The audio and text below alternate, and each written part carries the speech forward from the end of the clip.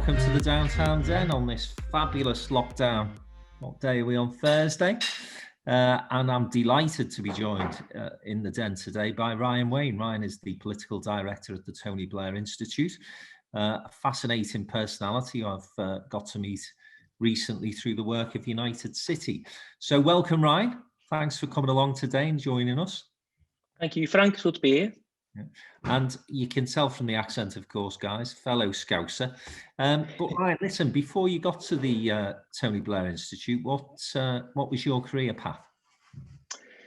So, as you say, born and bred Scouser. When I was 18, I upped sticks and went down to London against all advice, particularly those who took a financial interest in me. Went to King's College London, studied law, did well on that, decided it wasn't for me, and went into student politics. So it was like my first flirtation with politics, the early 20s. Met a lot of the loony left who thought, God, they'll end up nowhere. Turns out they're now, they were all part of Jeremy Corbyn's shadow cabinet. And then I went from that into, well, actually I met Tony Blair for the first time when I was student president, and he said to me, look, you should go into politics. You think about going into politics sometime in the future, but before you do that, get a bit of experience with business. Go into a proper career. So I had to look around, and I went into the world of advertising. It was great. It was a combination of creativity, but also running a proper organisation. Working my way up in that, and then a couple of years back, I don't know about yourself, but I was looking around at the political parties and thinking, I've got no home at the moment. So being the entrepreneurial soul that I am, I'm probably a bit mad. I tried and failed quite miserably to set up a new political party, and then from that went to work for Tony. So that's what I'm doing now. I'm political director at the Tony Blair Institute for Global Change, and I support Tony, the Institute, on our political objectives, which have changed quite significantly over the last year with COVID. Yeah, we'll get into that work and obviously the partnership that we've developed as well. Some of the exciting initiatives I think that we'll be able to announce in the not too distant future. But I just want to return to the comment that you made there about the early noughties meeting a gang of people who you thought, well, you're not going anywhere, and then they all ended up in the shadow cabinet. You were right in one respect, because they didn't go anywhere. Because they never achieved their objective of the government. But where do you think, on reflection, the Labour Party lost its way? Because, listen, no matter what your politics are, there's only one reason for the Labour Party, and that's for it to be in government. And, Jeremy Corbyn's Labour Party was led to its worst defeat since the 1930s, back in 2019. So no one can tell me that it's a project that did anything other than fail. But why do you think the Labour Party ended up from a position of 3 consecutive general election victories to now being out of power for a very long time, and for at least another 3 or 4 years? Yeah, I think you're right about that. So it's easy to say it started with Corbyn, but I actually think it started a little bit before, when Labour started to shift its gaze away from what I would call the progressive centre, but that space in the middle of Jeremy Corbyn's politics and the Conservative Party. And I think that space is filled with a lot of people, actually, who are looking for a political home. And we just became a little bit introspective. And what I mean by that is, from a policy perspective, we became introspective. We just started speaking to ourselves. And I remember when I was running for student presidents at King's, King's was traditionally a Tory university, so all the presidents before me being Tories. But we started to see the rise of the far left. So we had the Socialist Worker Party guys there as well, and no one knew who it was. And I just remember thinking, I'm going to put my name in the hat for this. And there was like 7 candidates for it. No one had any idea who I was. And I rocked through the student union centre, and there was these, the Tories were there, you can count the number of red trousers, and everyone wearing the most lovely tweed you've ever seen on one stall, and then just a bunch of very, very miserable, dour people who belonged to the Socialist Worker Party on the other stall. And they were talking about Israel, Palestine, important geopolitical issues, but not the stuff that, my auntie wants to hear about when someone comes knocking on the door. And so I think we got a bit introspective on the policy side of things. And actually, it was a good insight for me in terms of winning that election, because all I did was just be optimistic and have a plan to be optimistic. And so we're talking small scale student politics, but even doing stuff with a smile and having a bit of a vision for the place, you know, people gravitate towards you. So I think we lost our way on the policy side of things, became introspective there. I think we did lose that optimism as well. And I think that's personality driven. But it, you know, you'll know this from running a business, that the leader at the top, their personality is infectious. And I think people want upbeat, positive. There's no point in getting someone in as your prime minister, your political party, who's got a negative view of the country or feels a bit miserable about the future. And I think there was a little bit of that with Gordon Brown, to be honest. And then that sort of went from there. And then, you know, Jeremy Corbyn was a completely different problem. So I think lost our way on policy, but also we became a bit introspective and lost our way on the people as well. You know, the people who make up the party, both right at the top, and I'm biased, but I think Tony was an exceptional prime minister, an exceptional leader for the country. And I think, you know, once people scratch beneath some of their initial issues with him, you get a broad brush of consensus, certainly now with the prime ministers we've had. But it's also the people further down the party as well. So the introspection and Labour just becoming self-serving. I mean, we're actually seeing it play out in Liverpool now. It becomes, you get lost in these procedural motions and, you know, the selection of who your local person's going to be. And there's someone who's, you know, been backed by the unions, has probably spent most of their life knocking on doors for the Labour Party, and all that's well and good. But it's hardly the visionary, optimistic, forward-facing leadership that we want. So we lost our way policy, we lost our way on people, both right at the top, but also the candidates who are becoming the MPs. And I think all of that is down to the Labour Party just looking in on itself. And to be honest, there's still quite a bit of that now. There's still a big rebuilding job. I agree with that, Ryan. And I think the analysis is spot on. I mean, I am unashamedly an unreconstructed Blairite. He's the best. Oh, there's two of us. Brilliant. Yeah, well, he's I think there's many more. And I think this is part of the problem in terms of the discussion that you have now, isn't it? Because people are almost scared to say Tony Blair was a fantastic prime minister, because there were things that controversially he would still say he got right, others would say he got wrong. But if you look at the piece of work that was undertaken on behalf of UK PLC, if you look at our international standing when he came into office and where it was when he left, if you look at the reputation of the country as a whole, and if you look at the economy as a whole in terms of the investment that was made in things like education, like health, and like our cities, which were all rebuilt and regenerated after many years of neglect, then I think he's got a fabulous record to be proud of. And the thing that pisses me off to an extent about the Labour Party post our period of 13 years in government is that there's nobody, or there was nobody for many years, who was prepared to talk about all those great things from the Labour Party. It was almost like we were ashamed that we'd been in government for 13 years. I know we ended up in this mad situation where the Tories were anti-Labour government and the Labour Party were anti-Labour government as well. You know, you can't credibly say to the electorate, to the people, vote for us, but we're ashamed of this bit of our past. It's ridiculous. And the idea that you will ever get a Conservative Prime Minister or a Conservative leader saying anything other than wonderful things about the Thatcher government. And I'll tell you, I could reel off a list of 10 things that were disastrous for the country, yeah? But you'd never get a Conservative leader saying that, because they are more interested in celebrating the good things that she did. And of course, no Prime Minister gets everything wrong, do they? So no, I agree. There's always good things to look at. Listen, we could talk all day about the Labour Party and its machinations. There's a question coming to the chat room that I'll turn back to later on. But I do want to get into the work that you do now, because it's fascinating and it's important. And again, I think it's given Tony a platform to re-establish himself, who he needed to, as a national voice for common sense and reason on the crisis that we're all dealing with at this moment, which is the pandemic. So tell us about the Institute, and then tell us about the work that you've been doing around coronavirus and how we can tackle the challenges that have emerged. Sure. So I think you're right about this giving Tony a platform, and there's good reason for that. I think there's been a big vacuum for grown-up, sensible voices who are able to offer clarity and practical solutions.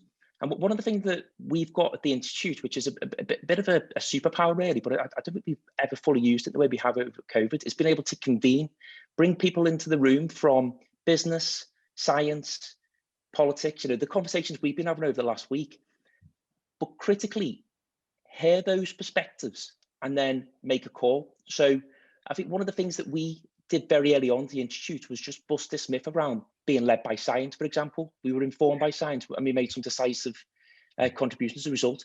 But you asked about the Institute. So Tony set up a few organisations post-office, and then over the years, they've all been doing slightly different things, a little bit of duplication here and there. And a few years back, just before I started, he basically decided to bring all of those organisations together into one single not-for-profit. So we employ about 250 people around the world. We've got about 100 here in the UK and 150 working directly with government around the world. And we do two things which are interlinked. We advise on how governments can lead and deliver. We always say that that the easy thing is getting elected, and you turn up and you're facing all these civil servants who the only word they know is, well, no. And you've got to try and navigate that. And so using our experience, knowledge, Tony's experience, knowledge, and we managed then to guide leaders around the world directly on the things that they need. And that's working with leaders in developing countries as well as developed countries. So that's the advisory side of things. And then on the other side, we've got a policy arm. So this is almost like a think tank, and we focus on a couple of things, two of which are really important. One is understanding how we could renew the centre of politics. So I don't know about you, but over the last few years, I've been really good at saying all the things that I'm against, but I've struggled to say the things that I'm for. And you need ideas, you need policies, you need solutions. So what this team does is it looks at all the country's problems, all the opportunities in front of us, and it then develops the ideas from the centre that give you that the government can then act upon. So that's one bit of the policy arm. And then the other one is a team called the Tech and Public Policy, right? And these guys are special. They've got both feet firmly in tomorrow. And our bet is that the internet has changed everything. Technology's changed everything. In fact, COVID's only sped that up. So what that team does is it's looking at the big technological changes coming down the line, from job losses that are going to come as a result of automation, the use of programmatics, all the way through to how we can improve public services through technology, and trying to bring that into an agenda. And the idea is that, I guess, in some ways, what Tony was on the receiving end of in the late 80s and early 90s, I don't remember, like the third way and what Clinton was talking about as well, trying to invent that for the next generation of progressive leaders. So that's what the Institute set up to do, and all that work's still ongoing.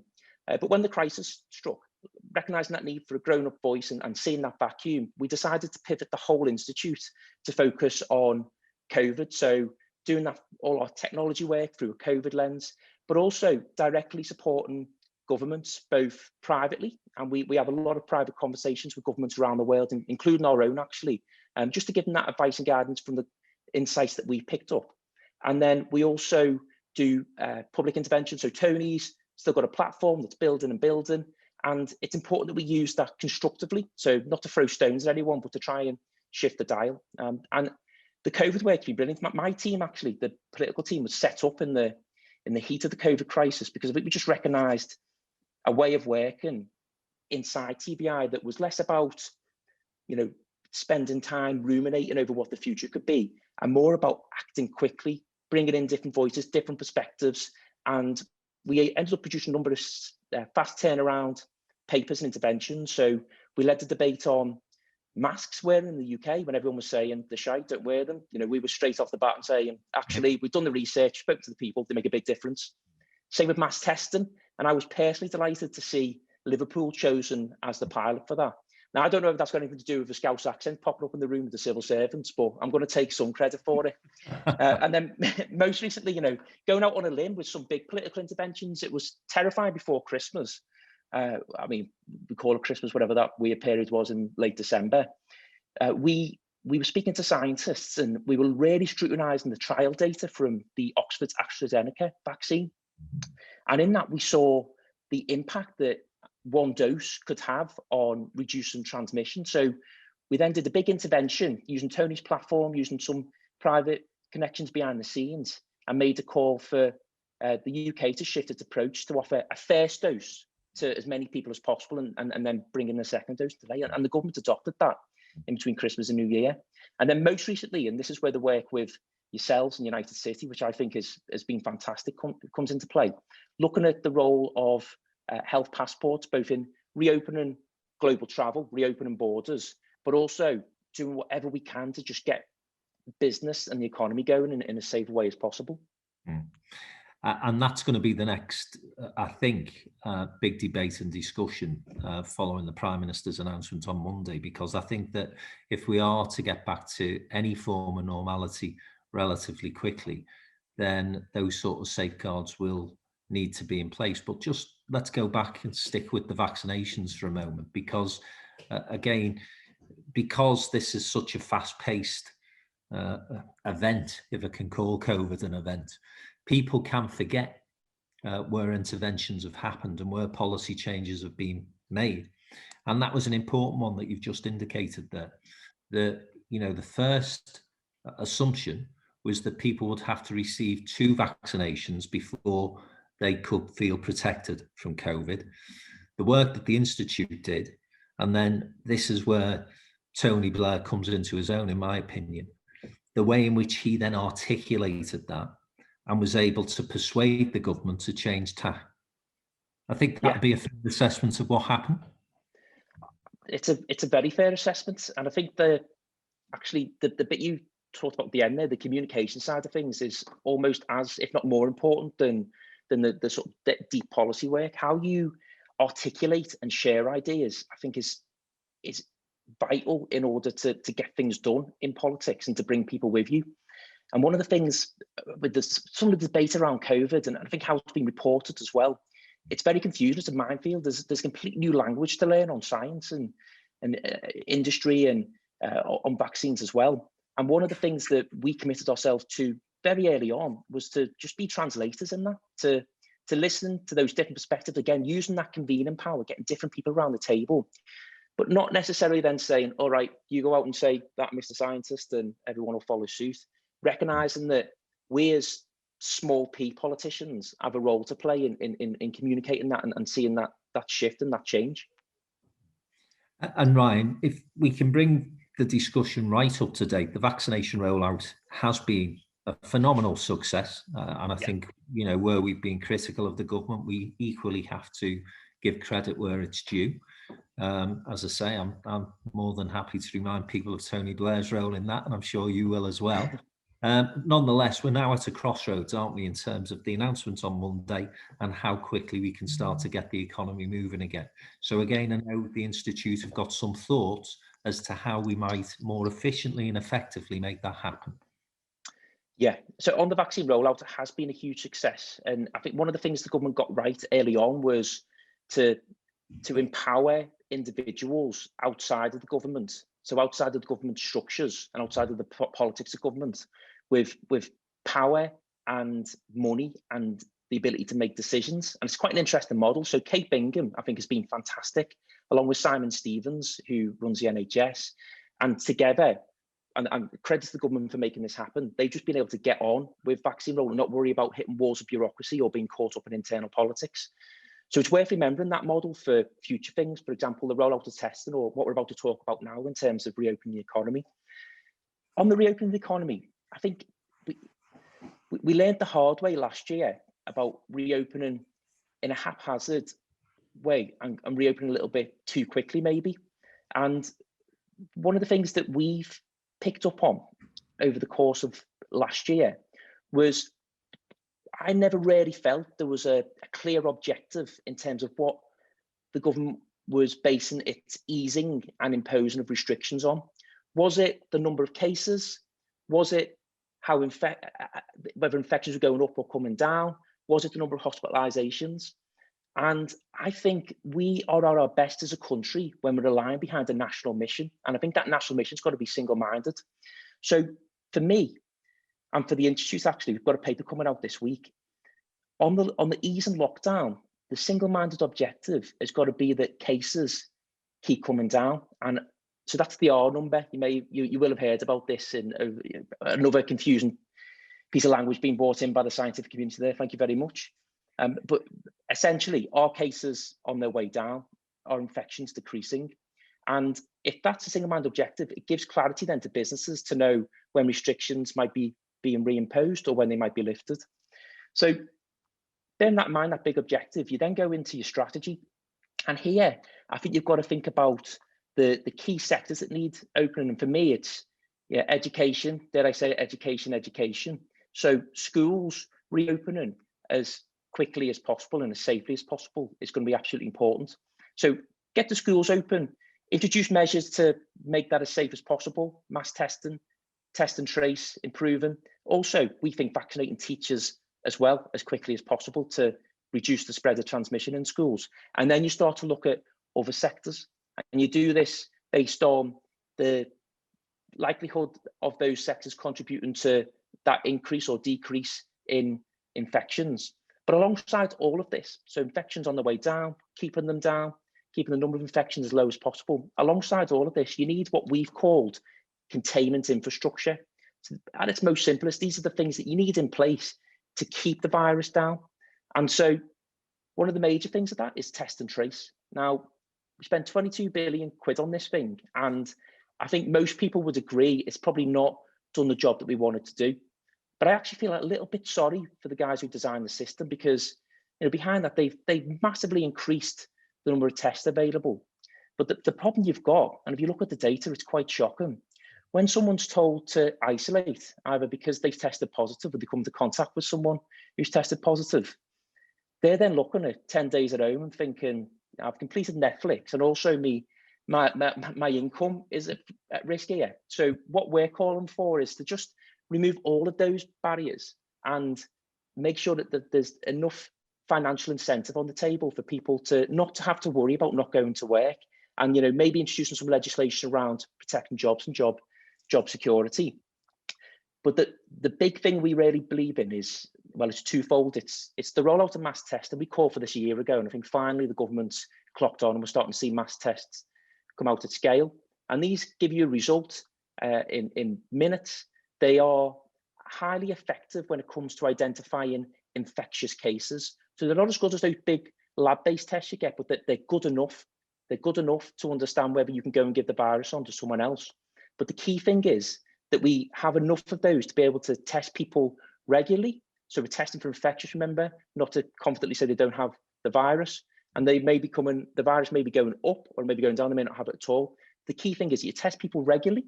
And again, there's got to be an incentive for that. So you may even get into a situation where, I don't know, people are being paid to be tested, but maybe that money has got to be spent on the high street, for example. So, you're starting to feed some other aims with that as well. So we've got the need for mass testing. And then the other side of things is, as you say, a controversial debate at the moment is the health passport, because it's all well and good taking a test or getting a vaccination, but if no one is able to confidently say you've had either of those things, you've been tested negative or you're vaccinated, then when it comes to entering a venue or entering a country, you've got a real challenge there. So we want just some sort of very simple privacy preserving verification method, and we see the best way of that as a health passport. And just one thing, there's a big message for business here, particularly in the hospitality industry. I was terrified by two different headlines on Monday and Tuesday, both coming from the Prime Minister. The first one said, we're definitely not going to have any sort of health passport domestically. And the second one said, in true Boris Johnson style, there's going to be millions of mass tests available, and they're going to be used to reopen nightclubs and bars. And you know what's coming, don't you? There's no way I'm going to go to Wetherspoons, wait in the foyer for me rapid test to come back and then go and get me pint. I want to be able to get that test done elsewhere for that status then to feed into my health passport. And, might have a QR code stuck in a physical passport for me now who's not got a phone, and then be able to scan that on entry and get into Wetherspoon. So I think the direction of travel's right, but as with all these things, sometimes it's in the design and the execution of these things where you've got to really get it right. And that mixed messaging, you mentioned the importance of communication, Ryan. It's so important during a crisis such as this. And the communication, I think, again, whichever part of the political world that you feel most comfortable with supporting, you couldn't claim that communication was great from the government. But also, I mean, again, a return to the Labour Party here. I feel as though the opposition have been schizophrenic at times. So you've had leading members of the party on the Tuesday saying, oh, our area should be in tier 2. Yeah. And then on the Thursday, they're saying we should lock down harder. And I just wonder where you see that debate and discussion going now, because again, if we live in a country which is, in my opinion, in the midst of political discourse which is destructive, you're either so far out to the left that you can't be seen, or to the right, and social media only highlights and focuses on those differences. But also, we're fairly short term, aren't we, in terms of our memories? So very quickly, people will forget of all the chaos that happened. If we return and the economy bounces back, and the Bank of England certainly seems to suggest it will, where does that leave the opposition, and where does it leave the Prime Minister, do you think? Well, I think you're right in your assessment about how people remember the crisis. If you look at crisis throughout history, when it comes to how that reflects on a leader, often it's the end of the crisis that people remember. So whether it went for or against them, and I think this one's going to go for the PM. I think, with the vaccine rollout's been a great success, and I think we will start to see, the economy reopen and hopefully stay open for a significant, for foreseeable future.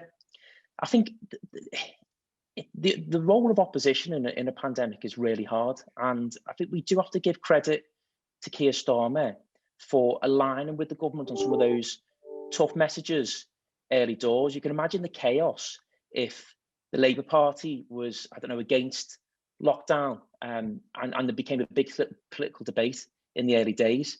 But over time, that has sort of fallen away a little bit. And the thing I've always said Labour needs to do is to come up with its own plans in terms of how they need to deal with the pandemic and the containment drugs. So I'm really pressing them, for example, on exploring this concept of a health passport and being the ones who drive that in Parliament. And even if they don't communicate this thing publicly, what it does do is there's 200 Labour MPs in Parliament. It's as basic as getting people around the same piece of paper and being able to light on the same ideas and the same strategy. And just one of the things that has struck me is that might be a little bit absent at the moment in the opposition. And, even the stuff that we produce, that could just be, change the logo at the top to the Labour Party and pass it behind the scenes. Someone can take credit for it, we don't mind. But it gives them something to align on. And I think that makes your opposition much more stronger and much better for democracy, actually, because, you're pushing the government on new ideas. But where next is the big question politically. You're right about that. And the Tories come out of this, Johnson is feeling strong and the economy is back on track. I think where Labour's got to come into its own, I go back to this tech agenda, and it may seem so far away talking about technology, but if you look at some of the big changes that have come on the back of COVID, the fact that we're having this conversation now over Zoom, we definitely wouldn't have been doing a year ago. Flip side of that, people would have been going into GPs, now they're getting video appointments. My family are using the computer and phones and mobile technology in a way they've never used before.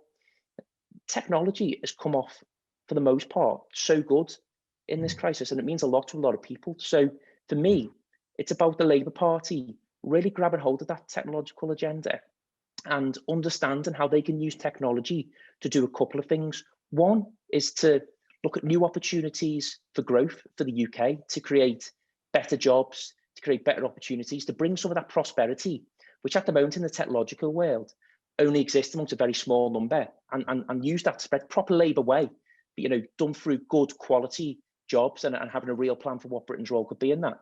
And then also using technology to reform public services. And one of the things that was sorely absent in Corbyn's manifesto was actually that word, reform. What they can't do is go back to a battle on who will spend more on the NHS, for example. You know, we want to move to a world where we've got preventative healthcare, where video GP appointments are commonplace, and that means that you can have contact with a medical professional on demand 24 hours a day. That's the space they've got to try and occupy. It's a Union Jack flag in the ground, someplace in the future, and given, you know, it's something that their activists can get behind, but that the public can get behind, and just trying to present an alternative for what Britain could be, but being ambitious in that and probably breaking with some of the shackles of Labour's past. Some great points there, Ryan. I think you've probably answered inadvertently one of the questions, but that's been put in the chat room, but we might come back to that in a second. Just before we leave the work of the Institute, and again, one of our questioners here is referring to this really, you've mentioned it's global. And if ever there was a need for a global vision and a global strategy, it's during the course of a pandemic. So again, I know we get caught up in some contradictions here because, of course, again, one of the things people would say is sensible is to close borders. But actually, when you operate in a global economy, that's not going to be something that is sustainable long term. And so it is going to be crucially important that we get the world vaccinated. And that we can start to see foreign travel and foreign business and imports and exports happening as effectively as possible. We might come on to Brexit in a second. So in terms of the global work of the Institute, what are the sort of things that's exercised in the conversation there? It's a really important point actually around the thing that's been sorely missing in this crisis. It's quite shocking actually. It's just the complete absence of global leadership. So the Institute has looked at that, and I think where we get to is you've got to look at all of the different bodies around the world that are there to, or should have been there to make the pandemic response much better, much more coordinated.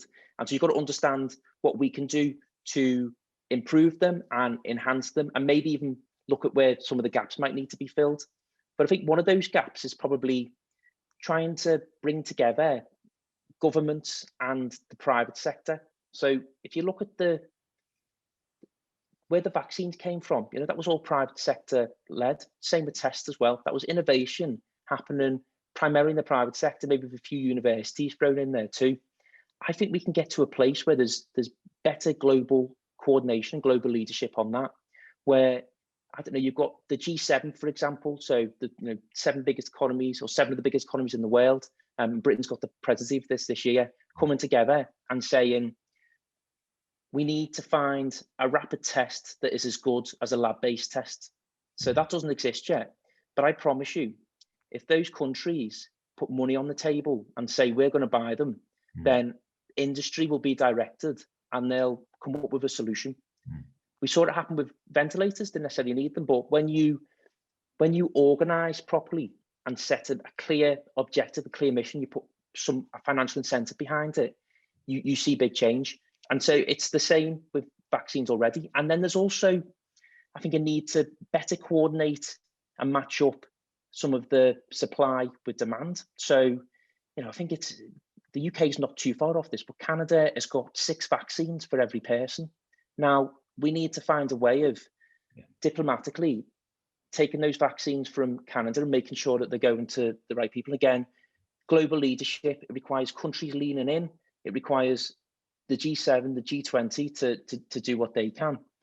And then also being a bit more directional with the private sector. And again, this might need a bit more of an incentive or something like that, but look at vaccine manufacture. So vaccines are basically made in these big steel vats called bioreactors. And you've got loads of these around the world, and they're making stuff all the time. Only 25% of the global bioreactor capacity is being used to make COVID vaccines. So the other 75%, sure, they might be making other stuff, but I promise you now, it's not to the extent that we need 75% of that manufacturing capacity to be focused on other stuff. COVID is the biggest problem of the day. It's brought the world to a standstill. And I think with better, stronger global leadership, big economies like the UK leaning in, like the US leaning in, which is starting to happen. But with those clear objectives and clear asks, you can start to coordinate that stuff a lot better. Does the international community feel less coherent to you than it was back in the day, say 2008, when we experienced the financial crash? Because it certainly appears to me that when you reflect upon that time, it did seem that the world came together. Certainly the big players around the international community came together, and there was a commonality in the approach to get us out of what was a horrendous crisis. Now, I'm not suggesting that it's comparable in some respects, but I do think that the lack of that cohesion at an international level has stunted perhaps the progress we could have made in terms of the COVID crisis. I think you are 100% right. And I think that one of the reasons for that lack of cohesion is that countries became introspective. So Donald Trump made his name from Make America Great Again, from America First. And, you know, I'm a pragmatist politically. You need America to be engaged on the world stage if you want that cohesion. I think we're starting to see that now with Biden. Some of the stuff come from his office is exciting in that way. But even when the Americans are absent from the global stage, like they were under Trump, it brings me back to this personality of leadership and persona of leadership. I don't think for 1 minute that Tony Blair would have just sat back as America stepped back in the 90s and noughties. Sorry, if America stepped back in the 90s and noughties, he would have, sure, seen an opportunity, but also seen a need and lent in. So there's a big question mark. We talked really early on about the quality of the talent pipeline coming into the Labour Party. You can start to see how that manifests itself on a bigger scale, because the political field, the political talent pool is so shallow and so narrow, and that's been replicated across countries throughout the world. And so you end up actually probably with either challenges at home that turn presidents and prime ministers to face inwards, or even presidents and prime ministers who, quite frankly, aren't able to lead on that global stage. Yeah. And of course, you can point to a very practical example of where Tony Blair did go and give a president a prod over Bosnia. And that intervention was so crucial and is celebrated, often forgotten in terms of the Blair government's foreign interventions. It's strange. There's weirdly a lot of kids in Kosovo called Tony, which... yeah. Well, you know, and as you say, you know, he rightly used the prime ministership as a way in which he could go and persuade the presidents who engage in a conflict that he didn't want to engage in. And similarly, perhaps other people should have been having those conversations with the Trump administration. Listen, we could talk for hours, Ryan, you and I, because there's so many things that, you know, your institute does and that you and I have some commonality on in terms of interest. But I want to briefly get your take on Brexit, because again, if you think back to the four-year period, I think it was, seemed longer, where the only debate we seemed to be having politically was about Brexit. Again, I am sounding like Tony Blair's #1 cheerleader here, and I make no apologies for that. But during that 4-year period, particularly towards the last couple of years, I think, again, he was one of the more pragmatic Remainers who recognised that we were going to Brexit, and therefore the importance was trying to get behind a deal that would work. It's not really had the attention it would have ordinarily, but the Brexit deal that was done, I think, is a shallow one, and I think the government are going to have to return and review what's actually being agreed. The Institute involved in any work around that, or is it too early? Yeah, we do a lot of work around Brexit actually, and there's technical experts who we've actually brought in who were previously on the Brexit negotiation team. So the other side, if you like, and they give us great insight into probably the ambitions of government and then the reality. But I think that the deal we ended up with And by the way, I fully accepted Brexit happened after the result. For me, it was, I voted Remain, but I accepted it. And I think we probably could have done a better job on my side of the fence to accept it a little bit quicker and then try and get to probably a softer deal that was more akin to the relationship we want with Europe. But we ended up with what we've got at the moment. And, you know, there was always two types of Brexit on the table: a pointless Brexit, where it's, you know, everything, it's the EU in everything, but the powers that you get, basically, you know, it's EU in name only, sorry, Brexit in name only. And then so you've got a pointless Brexit, and then there's a painful Brexit where, you know, you have to suffer some economic damage, but ultimately, I guess, you're bestowed with some freedoms that then allow you to make and break deals around the world. I think with this deal, we've achieved extraordinary feat of ending up with both a pointless and painful Brexit. And I think it's going to be hard for Keir politically to bring it back to the Labour Party, but I do think it's important that he holds the government to account, because we're not saying they're responsible for Brexit, and not saying that Brexit was necessarily a bad thing per se. That was a democratic vote, and it meant a lot to a lot of people. But it was the responsibility of government to get the best deal they could. And I think, you know, because of internal politicking within the Conservative Party and their own divisions, we've ended up in this strange hiatus where we've got significant restrictions on goods, for example, and then services, which, you know, make up 11% of the financial services, make up 11% of the UK economy. They're not even included in any deal. So you end up suffering the hardships and challenges of that. And, you know, you've seen the horror stories of people trying to send their goods across borders, or prices rising, or cultural institutions being able to travel across Europe. Now, I think all of these will be resolved, and we've got to be careful not to throw too many stones at the problem now, but again, try and engage constructively. And I think the appointment yesterday of David Frost to the cabinet probably signals that the government itself has accepted that we need to do a lot more in terms of rebuilding that relationship with Europe. And I think we'll probably end up getting a little bit closer to that pointless Brexit, maybe, but away from that painful one. But I don't actually think that's too bad a thing. Let's turn into the questions that have been put by the audience today. As I say, I think you touched on some of your key priorities you think Labour should be looking at earlier. But if you were leader of the Labour Party, Ryan, and one day, who knows, what are the first three things you'd do?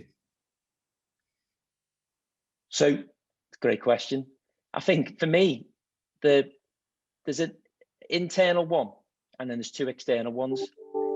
That internal one, I would decide on the day I was leader who the 650 candidates were going to be in the next election, and I would recruit them then and there, and I would break with party structures around how they select and bring in candidates, and I would make sure that we had a broad mix from a diversity perspective.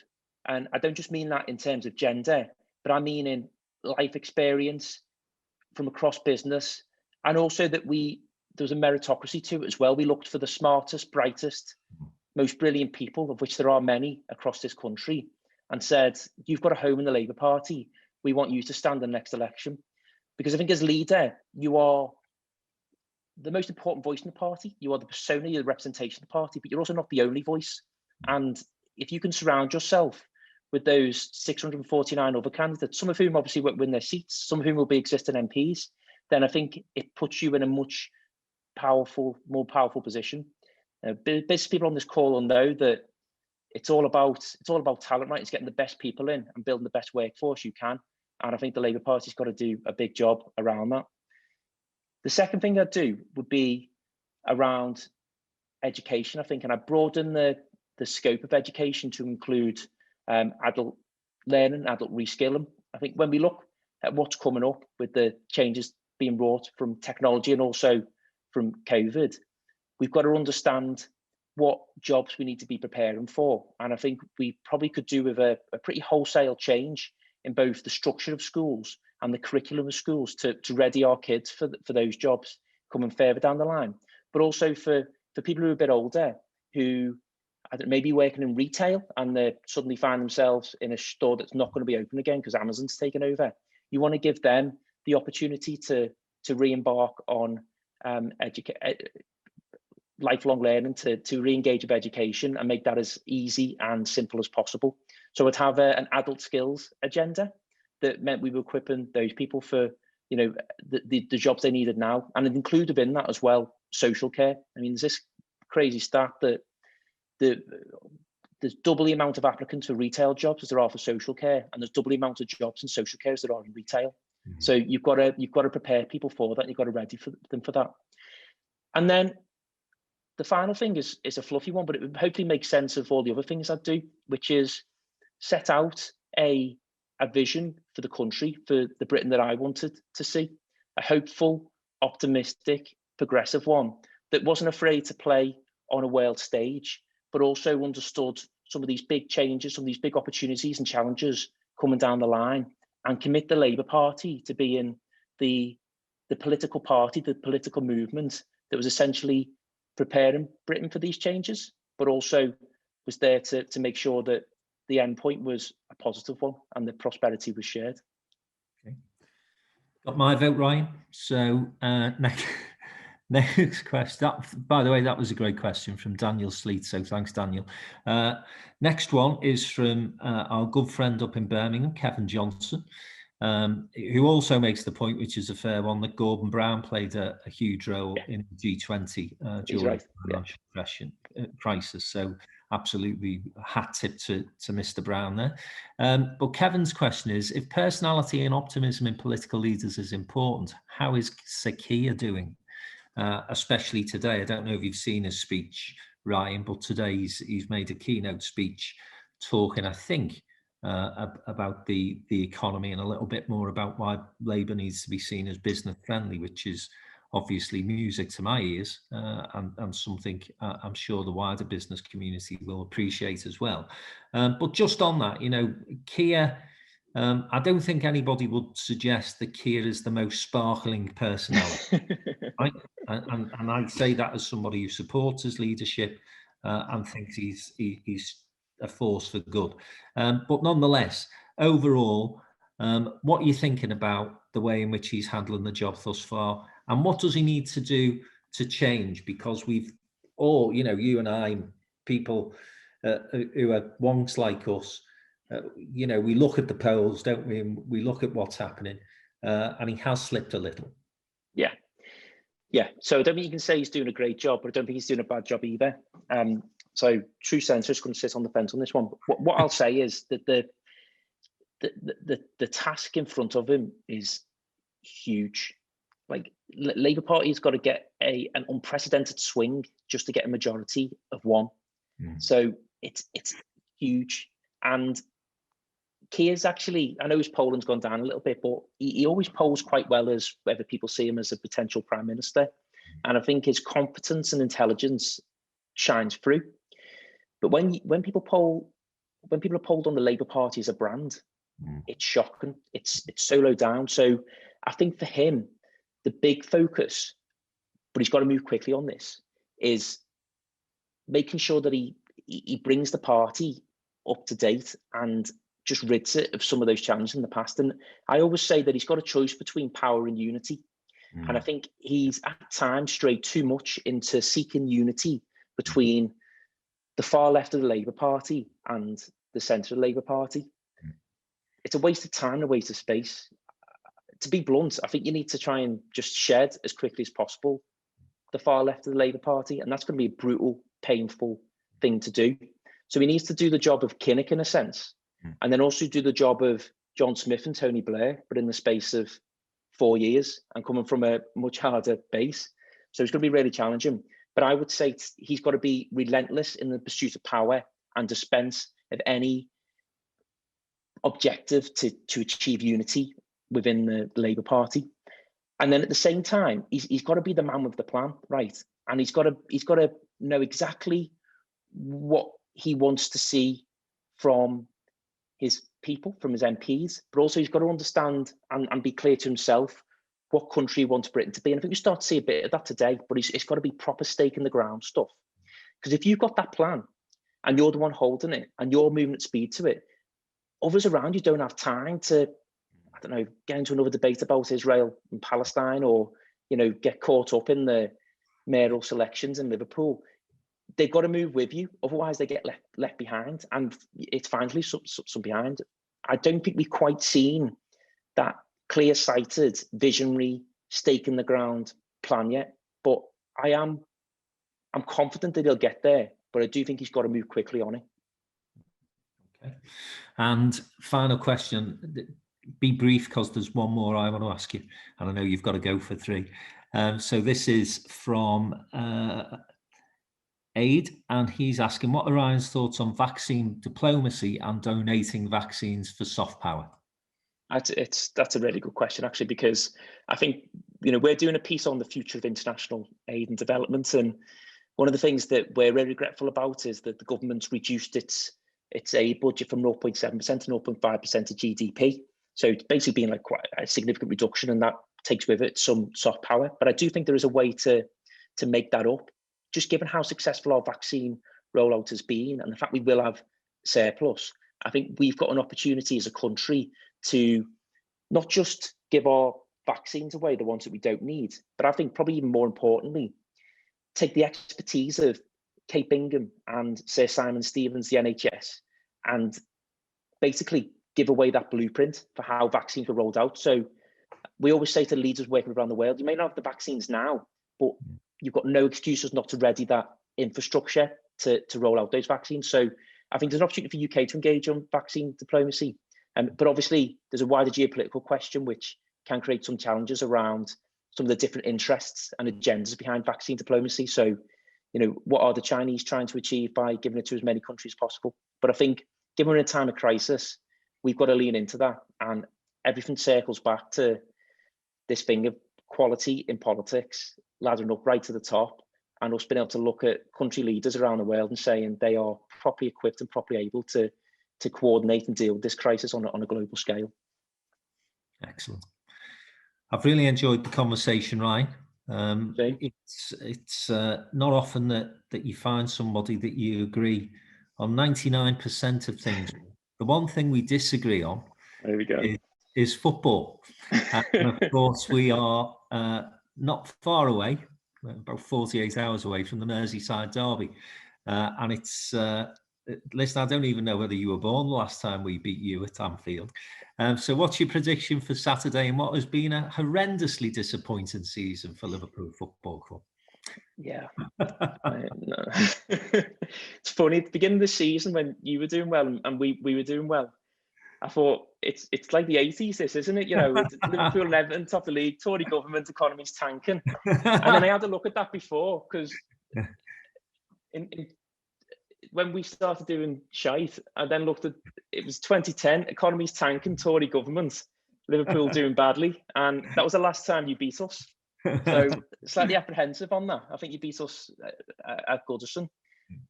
Look, I feel confident for Saturday, being honest. I think we sorted out our centre-back problem. I like that new fella. I watched you guys last night.